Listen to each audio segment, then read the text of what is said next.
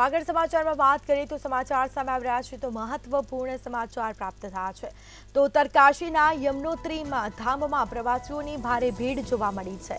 ભારે ભીડને લઈને ગંગોત્રીમાં વહીવટી તંત્ર હવે સતર્ક થયું છે। તો તંત્રએ ગંગોત્રી ધામ જતા તીર્થયાત્રીઓને રસ્તામાં જ રોક્યા હતા। તો એક દિવસમાં 11,000 તીર્થયાત્રીઓ ગંગોત્રીના દર્શન કરી શકશે। ગંગોત્રી ધામમાં તીર્થયાત્રીઓ માટે મર્યાદા છે તે નક્કી કરવામાં આવી છે। મર્યાદા પ્રમાણે લોકો જઈ શકશે। ઉત્તરકાશીના યમનોત્રીમાં ધામમાં પ્રવાસીઓની ભારે ભીડ જોવા મળી છે।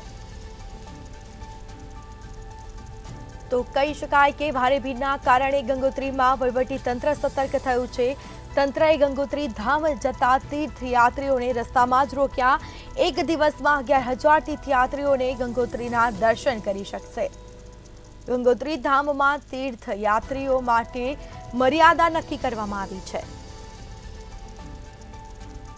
તો ઉત્તરકાશીના યમનોત્રી ધામમાં પ્રવાસીઓની ભારે ભીડના કારણે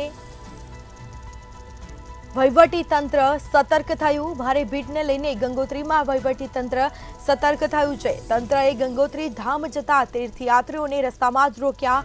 એક દિવસમાં 11,000 તીર્થયાત્રીઓએ ગંગોત્રીના દર્શન કરી શકશે।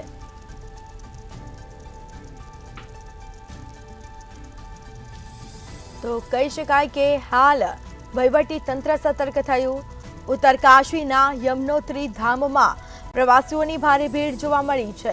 ભારે ભીડને લઈને ગંગોત્રીમાં વહીવટી તંત્ર હવે સતર્ક થયું છે। તો એક દિવસમાં 11,000 તીર્થયાત્રીઓ ગંગોત્રીના દર્શન કરી શકશે। એક દિવસમાં 11,000 તીર્થયાત્રીઓ ગંગોત્રીના દર્શન કરી શકશે। ઉત્તરકાશીના યમનોત્રી ધામમાં પ્રવાસીઓની ભારે ભીડ જોવા મળી છે। શ્રદ્ધાળુઓ ઉમટી પડ્યા છે। તો ચારધામ યાત્રાની શરૂઆત થઈ ચૂકી છે અને તેના કારણે ભારે જમાવડો જોવા મળ્યો છે।